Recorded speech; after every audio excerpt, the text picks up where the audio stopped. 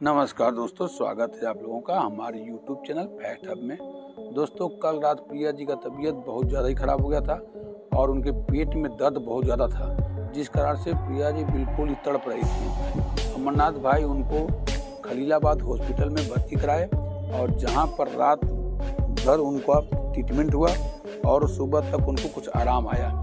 सुबह होते ही उनको अल्ट्रासाउंड के लिए भेजा गया, जहां पर अल्ट्रासाउंड हुआ और रिपोर्ट में बिल्कुल नॉर्मल निकला। कोई दिक्कत, कोई परेशानी नहीं है, बच्चा भी बिल्कुल सही सलामत है।